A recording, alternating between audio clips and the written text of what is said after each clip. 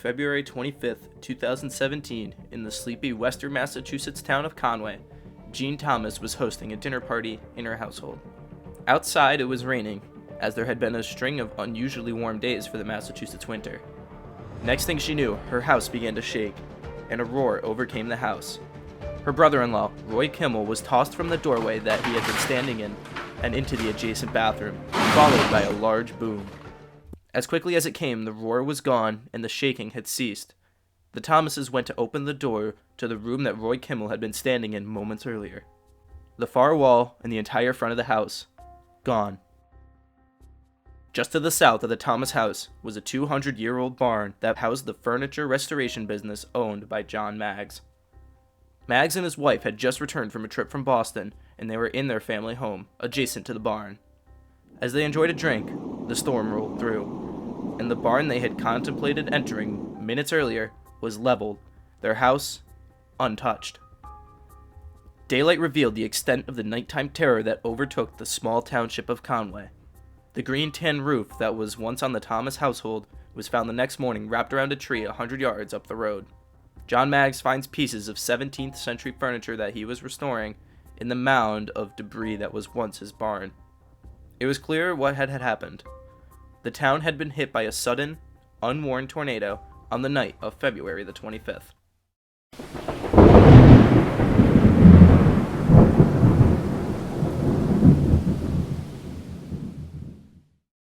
So what exactly led to the first ever February tornado in Massachusetts?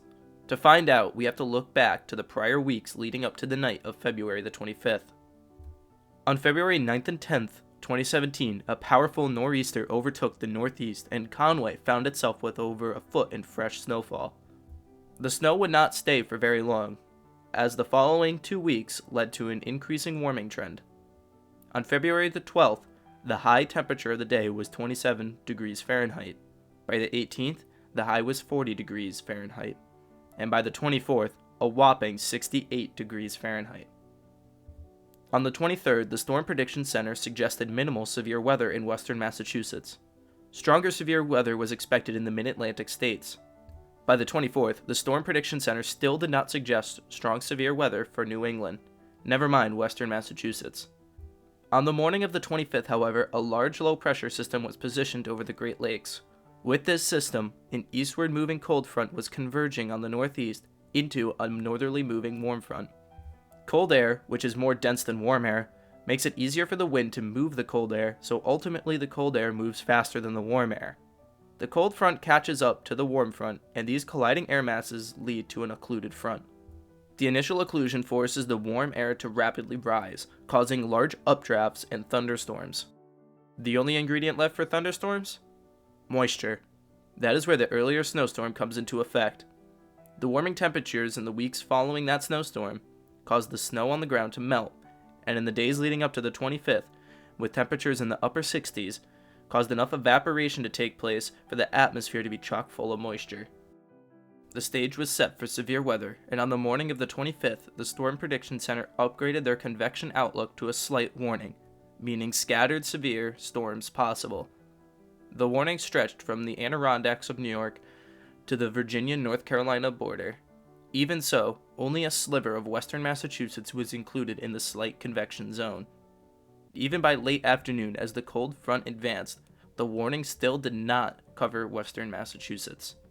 At 7:15 p.m., the leading edge of the storm overtook the town of Goshen, Massachusetts, a few miles southwest of Conway. At 7:18, the core of the storm reached Goshen, and a brief tornado spun up east of Hammond Pond, as pine trees were snapped and 2 homes were damaged by trees. The outward bow of the storm pushed northeast and into the town of Conway. At 7:20 p.m., the tornado touched down east of Main Poland Road on the west side of town in a dense forest. Trees were snapped in the middle of their trunks, and some even at the base, as the tornado cut through the dense forest. The tornado went over a hilltop, which sloped down to Whately Road that led into the center of Conway. The tornado tore through the Maggs' barn on Hillview Road, which intersected Whately. Several homes on Whately were next, as the tornado's width grew from 50 yards to nearly 200. The 160-year-old United Congregational Church, which is a little more than 100 yards north of the Thomas household, is hit by the tornado. Pounded by 110-mile-an-hour winds, its windows are blown out and sections of the roof are torn away, and the heavy cast-iron church bell is knocked from its mounting. The tornado continued northeast, past Whitley Road and over Route 116, the main road into Conway.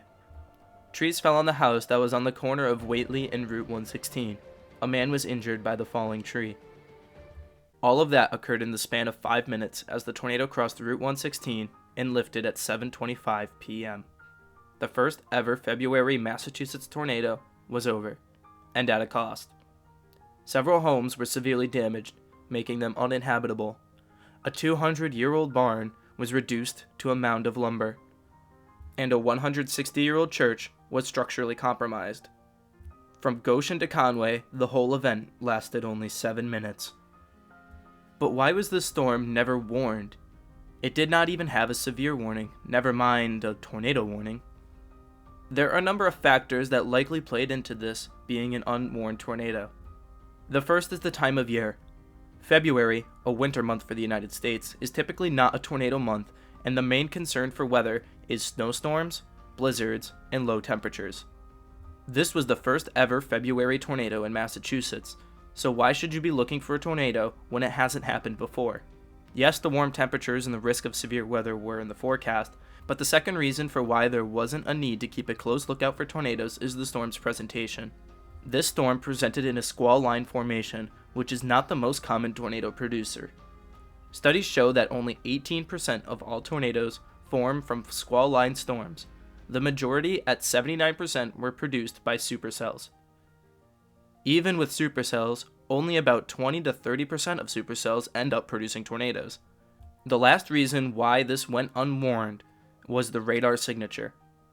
On the reflectivity scans that the 3 National Weather Service Doppler radar sites cover in western Massachusetts, there was no visual characteristics that would alert to an imminent tornado. Only during the tornado, there was a velocity signature that indicated a tornado, not reflectivity.